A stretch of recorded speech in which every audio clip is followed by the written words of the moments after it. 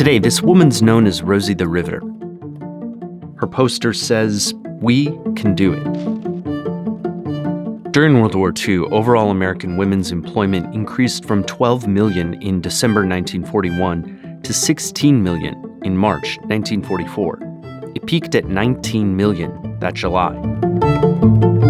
More than 2 million women started jobs in wartime manufacturing specifically, the stuff of riveting.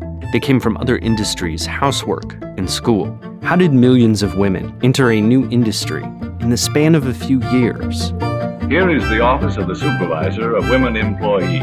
Women in steel are simply the result of realistic thinking. Women of Steel changed labor and helped win a war. But how did the country manage to transform a massive war effort on the turn of a dime? How did all the women behind this image become riveters?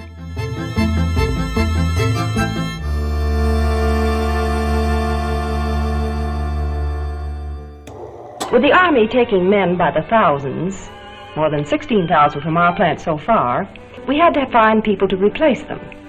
A great untapped reserve was women. The Pearl Harbor attack effectively launched the United States into World War II. The labor pool had to get bigger, quickly.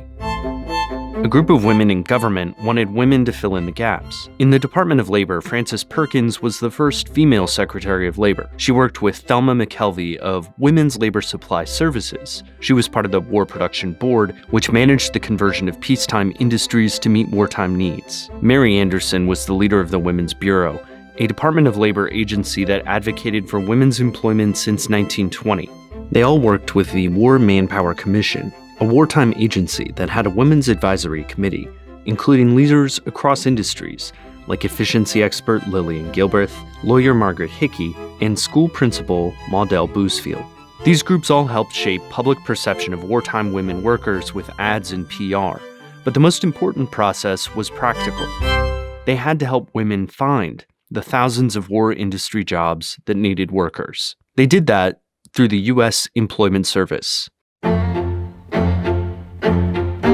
This pamphlet lays out the steps women could take to find a wartime job. The Office of War Information distributed it to magazine editors and the public. Government work, go to the civil service. Military, work in shore stations through reserve, like waves. Industry, find the U.S. Employment Service. This agency became a subset of the War Manpower Commission. The U.S. Employment Service coordinated local offices which referred job seekers to employers who could offer war industry work. Employers also recruited through classified ads. Trade schools advertised to men and women as well. As the draft further depleted the supply of male workers, women filled a host of industrial jobs, from lathe work to welding. One specific job was perfect for that boom. As early as May 1942, Thelma McKelvey said that for aircraft jobs, women riveters, in particular, would be commonplace. With the ever-increasing demand for greater speeds in aircraft, it has been necessary to remove every possible projection from the outer surface of the airplane. Industrial jobs clustered around Detroit, Baltimore, and Seattle, with high aircraft and ship production.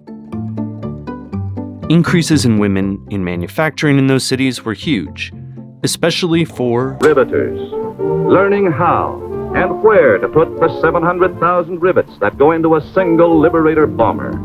To train an onslaught of inexperienced labor, employers developed techniques, some of them were likely sexist. They were as fast as men, if not faster.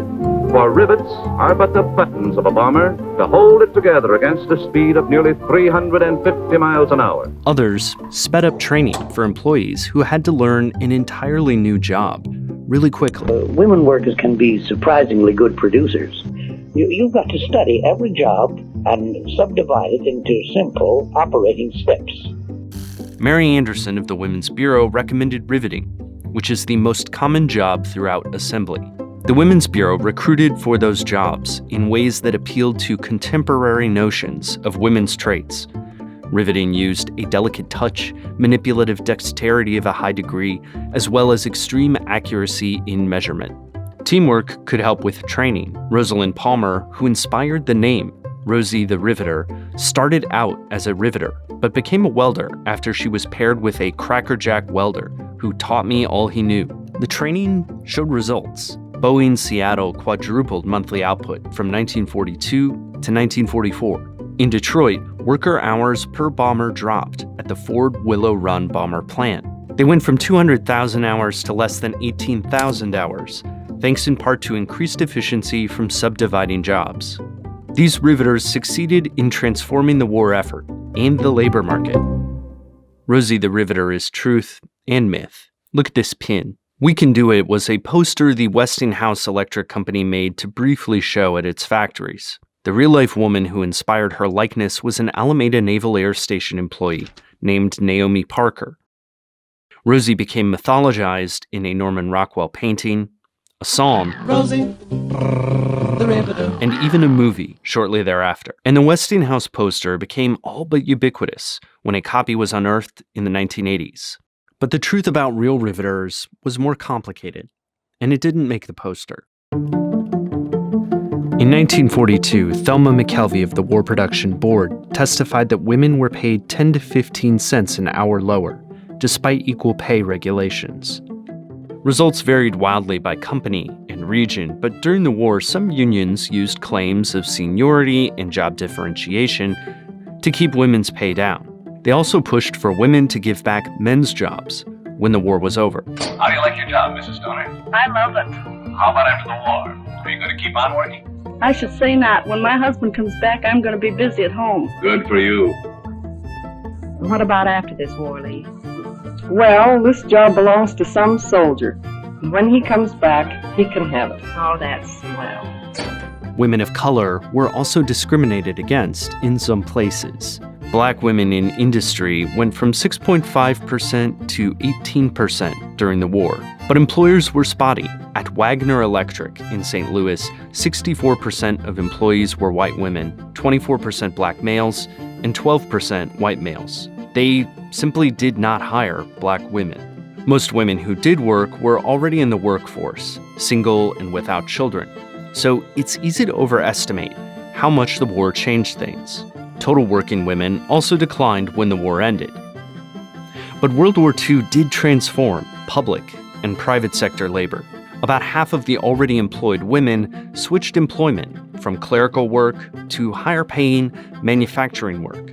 And the number of employed married women increased during and after the war.